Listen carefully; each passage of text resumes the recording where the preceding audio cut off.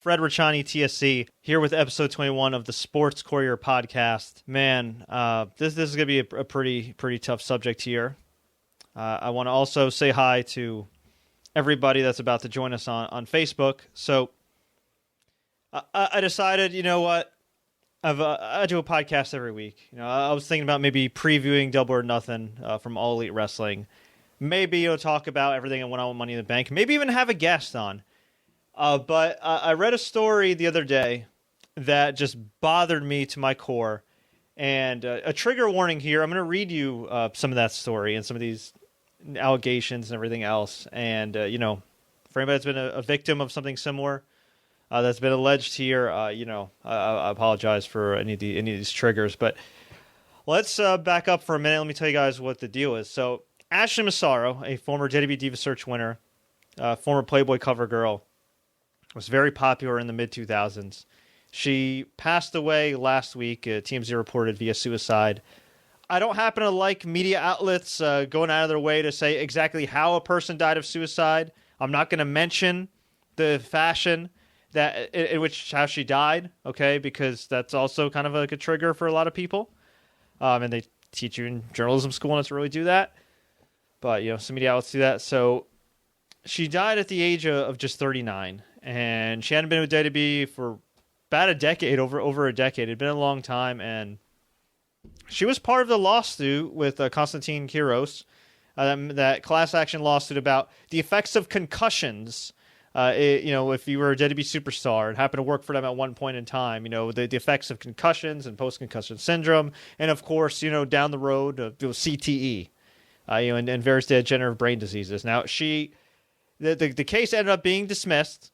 Okay, WWE got out scot-free again, you know, as is the case with a lot of these lawsuits, whether it comes to, you know, if they should be independent contractors or not, concussions, yada, yada. I mean, WWE's got the money and power to make it go away. And quite frankly, the lawsuit was kind of sloppy on the lawyer's part. And if I recall correctly, the initial lawsuit was written so poorly that the judge threw it out and Kiros had to resubmit it. So there is that. But what was uncovered this week following Ashley Massaro's death, well, there were a few things. One, WWE paid tribute to her, and they revealed to the media that Ashley Massaro had actually apologized to WWE for being a part of the lawsuit, which I found kind of weird, right? Like, wait, hang on. You're apologizing, and you don't make mention of this. The WWE doesn't make mention of this until after she dies. It's almost like they're, you know, doing some damage control due to the fact that this poor woman took her own life at age 39, who has a daughter. Pretty crazy, right? Pretty sad. And kind of lame on WWE's part. Like, did you have to say that? You could just pay tribute to her and let bygones be bygones. Did you have to go out of your way to say, hey, she apologized? Okay, cool. Whatever. You want to do that? That makes you feel good. Be my damn guest. And then I read a pretty horrifying story. And what happened was something interesting. You see, the lawyer released the sworn affidavit from Ashley Massaro from, I believe, back in 2016. And it was released this week. And a couple years ago, there had been, you know, allegations from Ashley Massaro about, you know, assault or sexual abuse. But from what, if I recall correctly at the time, the details were kind of vague. They were kind of vague. And let's be fair here. Okay, I'm not siding with anyone here in particular. Okay, I'm just going to tell you what it is. Okay, and before I dive into this, I just want to preface this too. Ashley Massaro, you know, well-liked person, you know, seemed to be beloved by her peers. Really, really tragic death. I do know when I started covering a lot of independent wrestling and stuff, long after her WWE run, she was booked for a few appearances, made some no-shows. Whatever, that was kind of like the wrap on her for a little bit. But, you know, from what I understand, she had a lot of personal issues and things like that. But what I'm about to read you is I'm going to read you something very serious, but I want to preface this by saying that, okay? Just because a person has mental issues, personal issues, maybe no show, a few shows, whatever, does not discredit the person who is making allegations of this magnitude. All right? So I'm going to shout out Colin Vasello here of Gerweck.net because I thought he summed it up really well. David Bixenspan on Twitter at David Bix also summed this up pretty well. So Ashley Massaro, she obviously passed away, and in her affidavit, it was actually revealed that she accused WWE not only of, she accused WWE of covering up a sexual assault, straight up. Long story short, she went on a military tour, when they do like the tribute for the troops and stuff like that with WWE, all the charity stuff they do for the military. She was in Kuwait, and she was raped by a member of the military, allegedly, that posed as a doctor, who practically drugged her up and raped her as a female guard, guarded the frickin' door. And allegedly, she told Vince McMahon, hey, I was assaulted. And Vince McMahon said something along the lines of, well, we have a great relationship with the military, just cover it up. So, I'm just going to read to you what Convasello summed up here. Okay, because I think it might be more powerful if I just read this to you. In her affidavit, Massaro wrote that she arrived in Kuwait. She began to suffer from menstrual cramps and asked to rest in a Humvee, which was air-conditioned. She moved to a nearby military base and was told that she was dehydrated, so they hooked her up with an IV. Although she denied the IV treatment, she was told that she needed it due to the hot weather and eventually agreed to visit the sick bay and have an IV hooked up to her. Quote, Jimmy Hart came to check up on me and make sure I was okay. I told him I was fine, but that they wouldn't let me leave because they said I had to wait to see a doctor. Jimmy said he and the rest of their group were going to get lunch and left. Massaro recounted. And that is when the trouble started, with her being alone in the sick bay and her coworkers away. A man dressed in an orange shirt and cargo shorts presented himself as a U.S. Army doctor, although she suspected he wasn't a doctor, as with all the other doctors in the scrubs. A woman in a military uniform was with him as well. Quote, while I was still in the sick bay, he approached me and almost immediately administered an IV of an unknown substance in my other arm. Almost immediately after, the alleged doctor and the woman in fatigues moved me into a room that did not appear to be a treatment room and placed me on a table. The woman guarded the door while the man proceeded to inject me with a drug that caused me to be unable to move my body or to scream, quote, she wrote. Ashley then added, quote, the man then proceeded to violently rape and sodomize me. I was completely helpless to defend myself against this attack, as the drug he injected rendered me temporarily paralyzed. Despite being able to control my movements, I remained fully conscious for every second of the attack. Massaro says she felt excruciating pain as a result of the penetration of the force in a violent and aggressive manner and called the experience a living nightmare. Another WWE employee who was accompanying the four then knocked on the door, and the woman in a military uniform guarding the door told them to hold on, quote, 1 minute, and threw a dirty sheet on her as she laid naked on the table. The two military members left the room, and the employee, named Gary Hart, realized what happened. And this is where it gets confusing, because Gary Hart, I don't think ever worked for WWE, at least not then, but whatever. Realized what happened, it might have been Jimmy Hart, wrapped her in her sheet, and carried her to the Humvee, and she was transported into the hotel. Ashley said that after she returned to the U.S., she met with WWE's Dr. Rios and explained everything to him, and then he relayed all the information to Vince McMahon. A meeting was set up between herself, McMahon, Kevin Dunn, John Laurinaitis, and other company executives and attorneys who she claimed she'd never met before. Quote, Vince led the meeting with these men and asked me to recount what happened in Kuwait.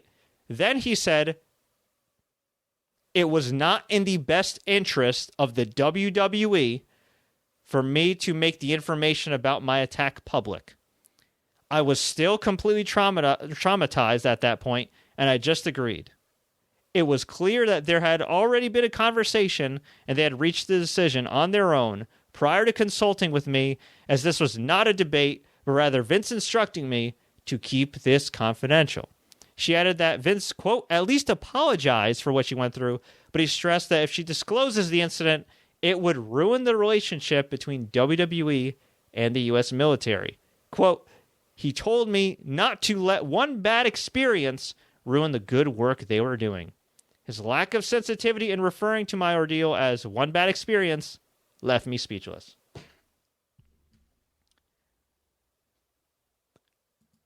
Yeah. So you can imagine why I woke up today and I decided, you know what, tonight I'm going to go live. I'm going to chat with my Facebook fam, chat with my YouTube fam, later put this up for all my podcast fam, and bring some light to this story. Because the reality is, Ashley Massaro is now gone. Ashley Massaro reportedly suffered from major depression, had major issues. And, one of them certainly could have been concussions. Now, she only wrestled not a whole lot of matches. I think I saw online when I was doing my research, there was around 40 to 50 matches in her WWE career, which isn't a whole lot if you really think about it. But when you factor in the fact that she wasn't really trained, when she wasn't a wrestler previously, coming into this space and, having to take bumps, and it was kind of a ruthless era of WWE where it's sink or swim, and it's not like it is now where, there's not so much pressure for guys and girls to work injured and whatnot in order to keep their spot, and, yeah. And then you read this, and it is just horrifying. It's just horrifying. Now, I want to disclose something right here. I don't know if this is true or not true, but I do want to say this, though. WWE did release that statement saying Ashley Massaro, apologized for her role in the lawsuit and everything, but they never said that she recanted any of the allegations. Now, to the best of my knowledge, I don't think WWE found out about these allegations, or at least in full, because her affidavit was sealed until this week.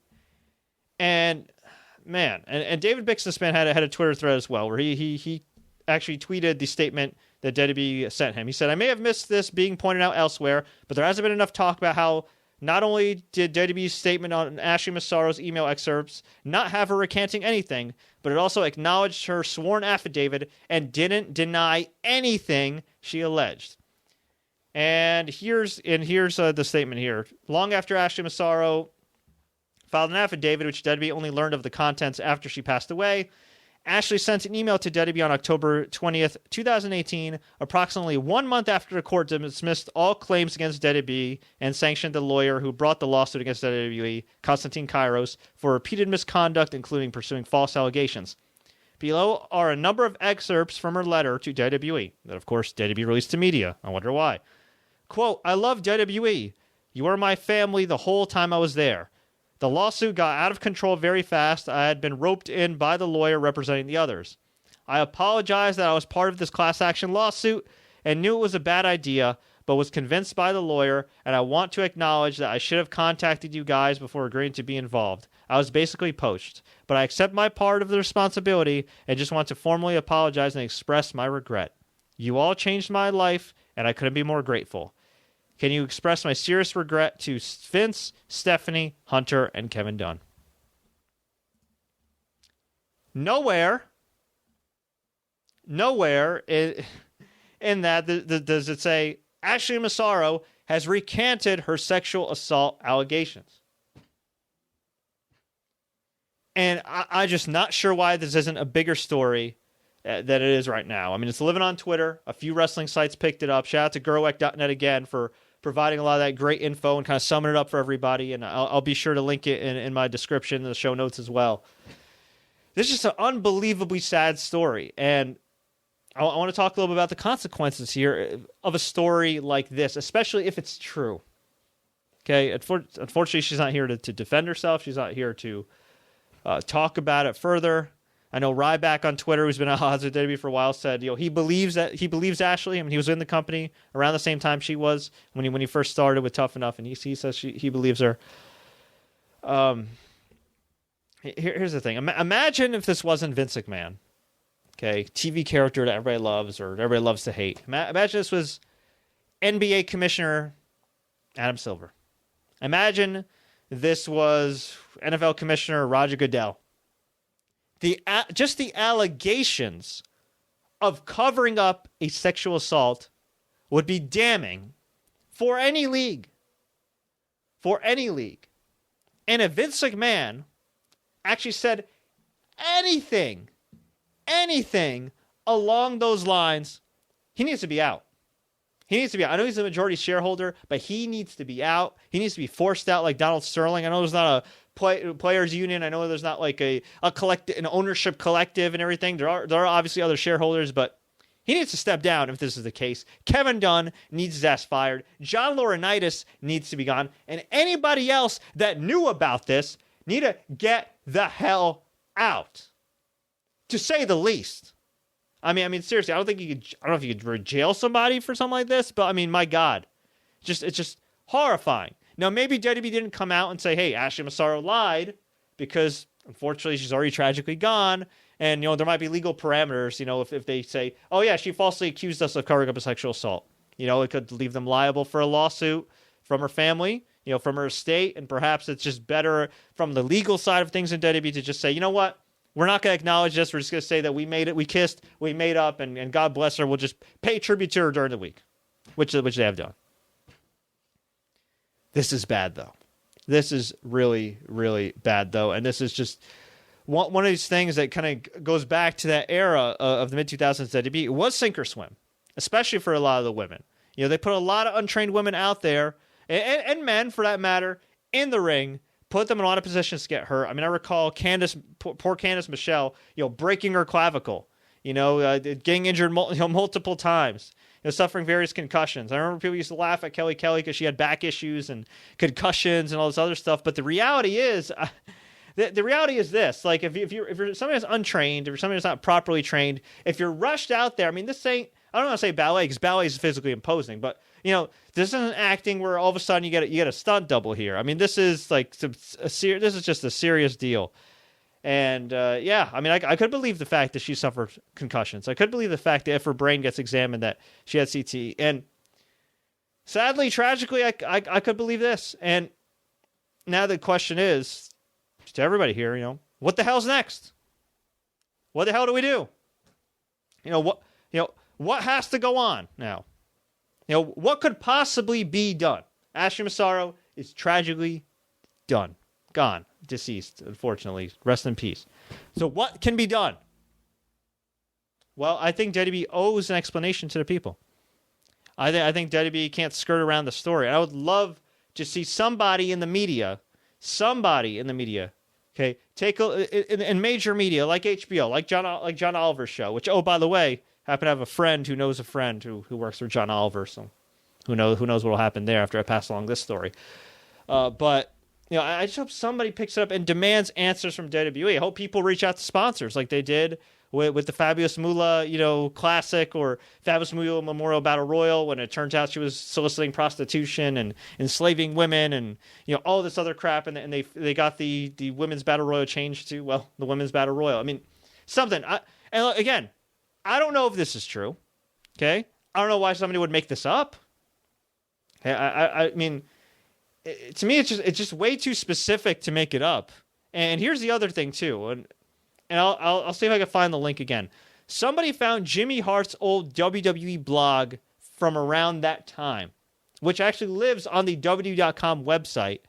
And there's a blog specifically about his tour of Kuwait, and specifically about spending time with, I believe it was Ron Simmons, Maria Kanellis, and Ashley Massaro. And there were at least a couple of lines in there about how they picked up Ashley from the medical center in Kuwait. Now, I'll be damned, but that's some pretty specific detail there. And for a woman that had been at the time when she did that affidavit, like 10 years removed from WWE, that's some pretty specific detail right there. And again, it's tragic and it's unfortunate that this young woman's not here to really tell her side of the story. And yeah, I guess what happens next is I hope WWE is forced to make a statement on this. I hope mainstream media picks this up, sends more signals out there, and forces WWE's hand. I hope there's some type of investigation conducted. Not that I would buy any kind of investigation conducted by WWE itself, because what are they going to do? Fire Vince McMahon? Of course not. Unless their hand is forced, they're not going to do anything. We've seen that with the Saudi Arabia deal. We've seen that with with Lars Sullivan. Only until fans contact the sponsors and everything that they say, all right, we're going to fine this guy $100,000, allegedly for racial posts that he made when he was already an adult in his 20s. Oh man, I don't know. This is just bad. It's just real bad. And I got to say too, if there are any wrestlers on the roster that are still on there now that knew of these allegations, that didn't say anything, man, I mean, shame on you. What do you want me to say? Shame on you. I don't want to put myself in Ashley's shoes. Maybe it's a case where she just felt so dejected, and maybe people that didn't know, she said, "Nah, don't say anything. It is what it is." I don't know. A lot of sexual assault cases go unreported, and Unfortunately, because a lot of these cases, a lot of these abusers don't get prosecuted, or if they do, they get a Brock Turner deal or a deal like that bus driver from a couple weeks ago. I can't remember his name. I don't want to remember his name. I hope he freaking burns in hell one day. But there's a story of a bus driver who sexually assaulted a teenager, an underage girl. Okay, I believe this sick piece of crap was like 26. He got probation. No jail time, probation. So I can understand that, God forbid, if this did actually occur, and you're Ashley Massaro, you're a WWE Diva Search winner, Playboy cover girl. This happens to you. It's super degrading. You're probably going through some other stuff during that time. Vince McMahon, your boss, essentially was like, no, let's sweep it under the rug. You got a billionaire that's trying to sweep it under the rug. You got the U.S. military, which, with all due respect to the military, every organization has skeletons in its closet. I'm sure there's people that have done some heinous things that, they try to sweep it under the rug. I mean, I could imagine. You're a young woman and you got billionaire Vince and the freaking military, at least, a division of the military, a sector of the military, that are both work together to kind of cover this up, allegedly. So I can understand why you wouldn't want to go against these two gigantic entities, especially when it can result in you losing employment. And she would anyway in a couple years after that because, the story goes that she requested a release due to her daughter being sick. Obviously, her daughter now is alive and well.